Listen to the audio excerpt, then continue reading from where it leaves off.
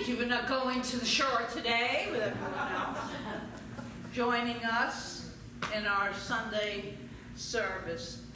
So our theme for the last 3 services and for today has been Spirit in Motion, Transformation. And if you remember the definition of transformation, it's more than just changing, more than just improving. It's more than just becoming a better, brighter version of ourselves. It's to transforms me to become something or someone that has heretofore never existed.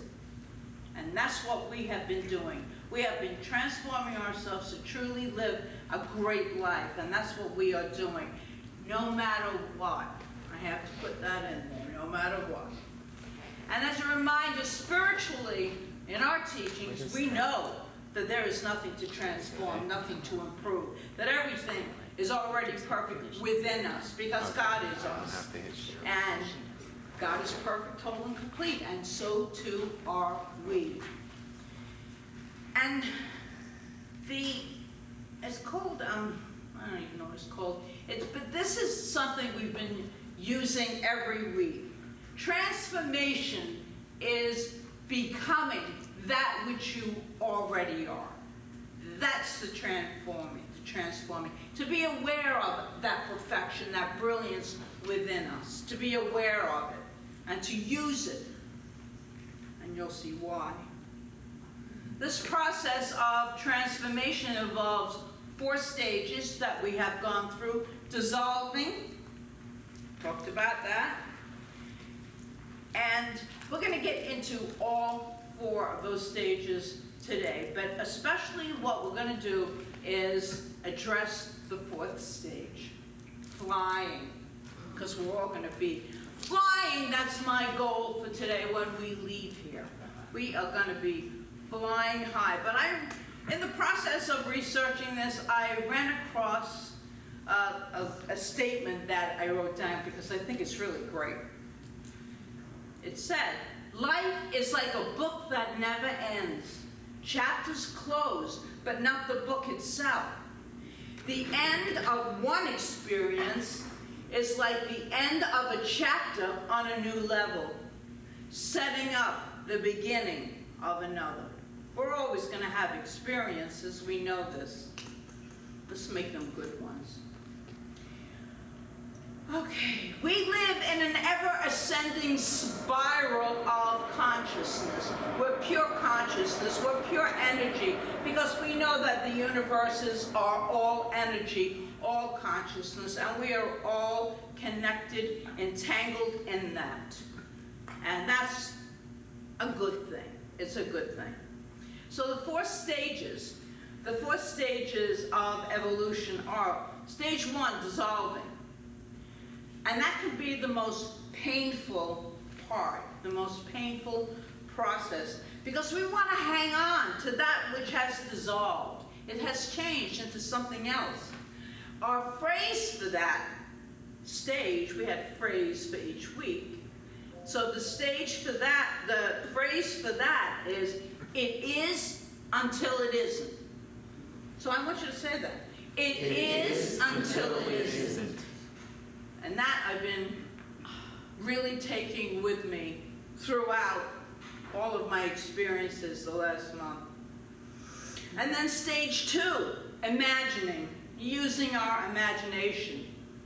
Please encourage all children to imagine, to daydream, because it's powerful and it's so transforming to think of something that has not existed before. But that 2nd stage, the call of the divine within us, to live our lives at a higher level of expression. Our phrase to keep us on track there is, what I can see, I can be. I want you to say that. What I can see, I can be. And I want to say, what I can't see, also, I can be. Because a lot of things are beyond our comprehension. We're capable of infinite potentiality. always remember that. Third stage, reforming. That was last week. The internal changes that are required for the higher level of expression to unfold. If we get stuck here, if we are afraid to make the necessary shifts, remember what we said last week. For those of you who were here, and if you're not, we're on YouTube. We're on Facebook Live. Well, anyway, this is what we said last week. We said we either evolve or devolve. And while we didn't have a phrase for that, I think that this one might be appropriate. Shift happens. Okay? And we're going to say that out loud, enunciating correctly. Let's say it. Shift happens. And it does. We want it to happen. Even when we don't want it to happen, it's going to happen anyway. So we might as well embrace it. Embrace it. Or change it. And to set the stage for today, I have a parable for you. It's not the parable of the goldfish, sorry, Marianne. It's a different parable. And it's also a really great one. I like this parable. I think you will too. So there once was in a little pond, in the muddy waters under the lily pads, a community of water beetles. They lived a simple and comfortable life. And in the pond, with very few disturbances and interruptions taking place. Once in a while, sadness would overcome the community when one of their fellow beetles would climb up the stem of the lily, never to be seen again. And they knew that when this happened, their friend was dead, gone forever. And then one day, one little beetle felt an irresistible urge to climb up that stem of the lily pad. However, he was determined that he would not leave forever. He would come back, and he would tell his friends what he found at the top. When he reached the top of the lily pad, he lied down, because he was tired, on the surface of that pad, basking in the sunlight. It felt so warm. And he decided he must take a nap. And he slept his body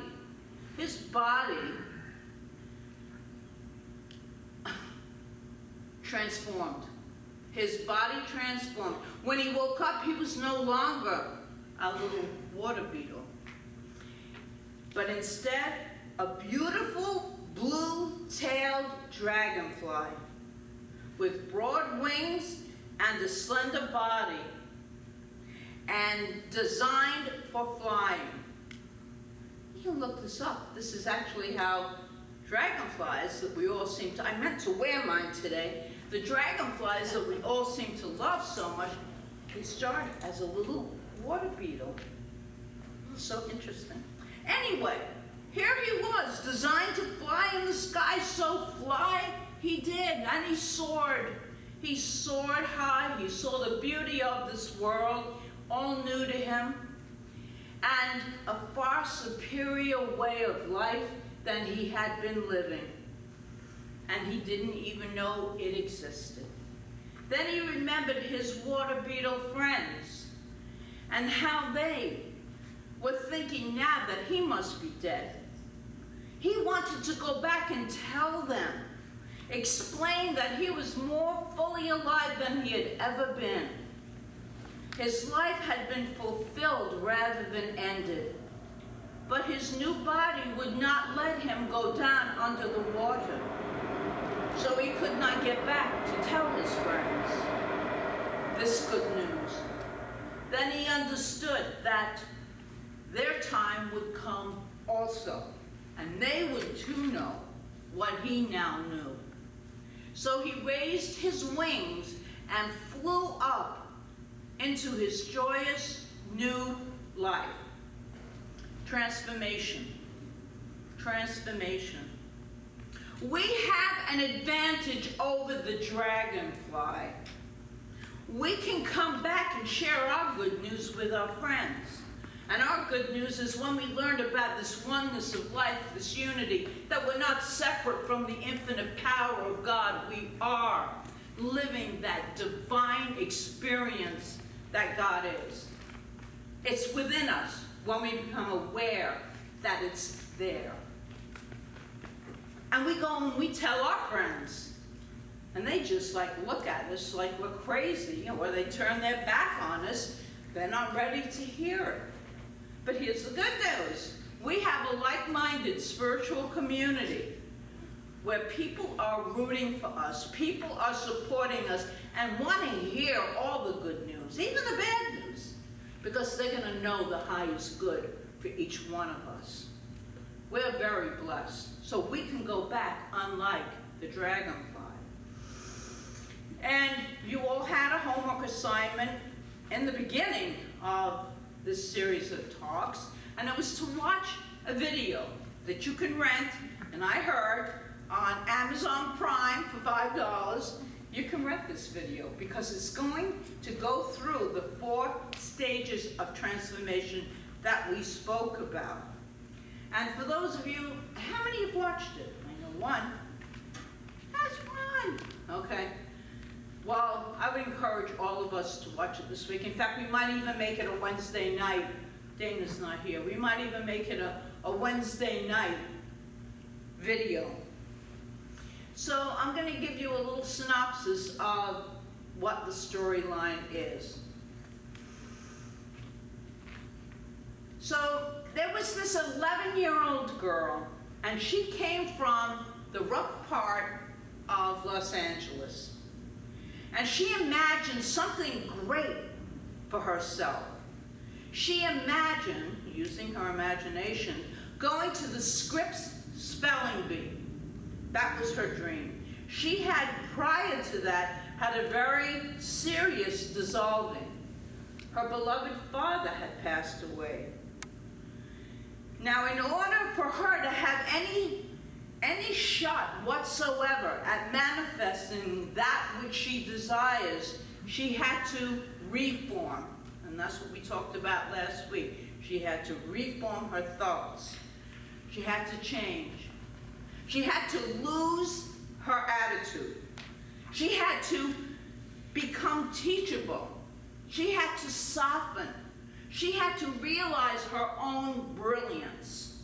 A turning point for her was when she read on the wall of her tutor a quote from Marianne Williamson that we use here all the time. I've used it many times up here. And it was fun to see it in a motion picture, even though it is accredited to Nelson Mandela, he did not really create it. Marianne Williamson did. And I want to read it to you. Our deepest fear, it's going to be familiar, our deepest fear is not that we are inadequate. Our deepest fear is that we are powerful beyond measure. It is our light, not our darkness, that most frightens us. We ask ourselves, who am I to be brilliant, gorgeous, talented, and fabulous? Actually, who are we not to be?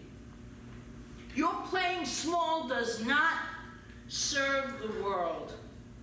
There is nothing enlightened about shrinking so that other people won't feel insecure around you. You were born to make manifest the glory of God that is within us. It is not just in some of us, it is in everyone. And as we let our own light shine, we unconsciously give others permission to do the same.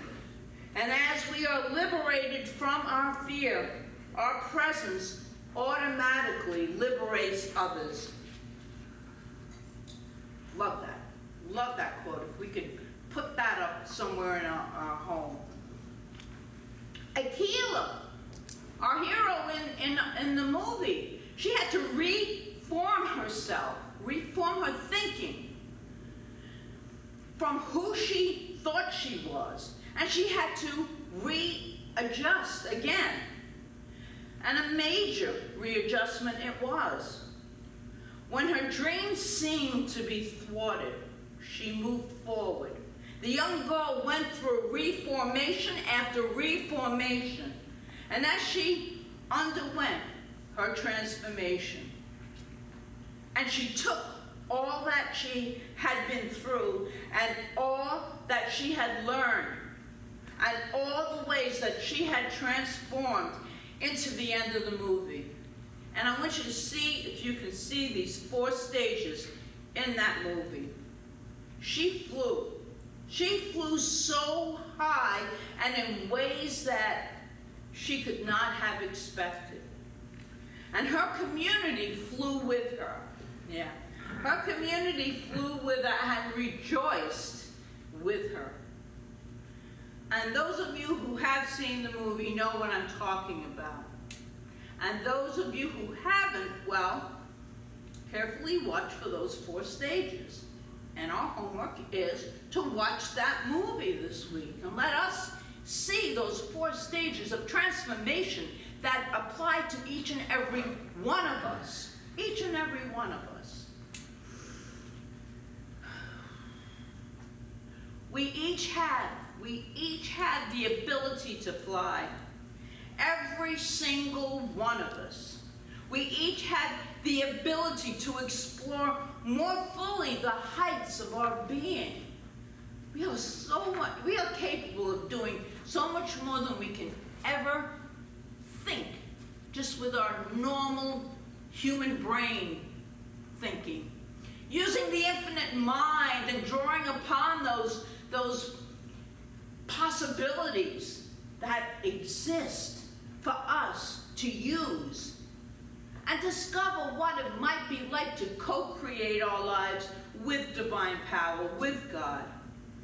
Not only to use the law, which we talk about in the creative process, how we manifest, but to allow a spiritual awakening to take place in us, an awakening that shows us the power and presence of the God within each and every one of us.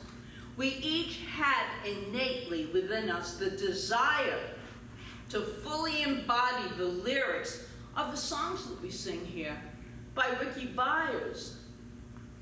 Ricky Byers, sometimes we close with I Release. We close with I Release. And in that song, she says, her writing is so spiritual, because she is, I'm only here for God. That's why we're here, to express the God within us. Or the lyrics in her song, Use Me. Use me, oh God, I stand for you, and here I'll abide as you show me all that I must do. So much for us to do. We think it has to be some incredibly huge project. It doesn't. It could be showing kindness to other people and really feeling it, really meaning it as the purpose to life. It could be anything that we can imagine. That's what our aim, our goal, or I don't like the word goal, but our purpose in this life is, truly. So I invite you to invoke from within you that which you really are. You're already all those things. And allow the larger vision of yourself to emerge. Realize your essential purpose, to explore fully the heights of your being, to discover what it means really to co-create. Not just to manipulate the possibilities into what you want, but to co-create easily and effortlessly, to explore more fully the heights of possibilities.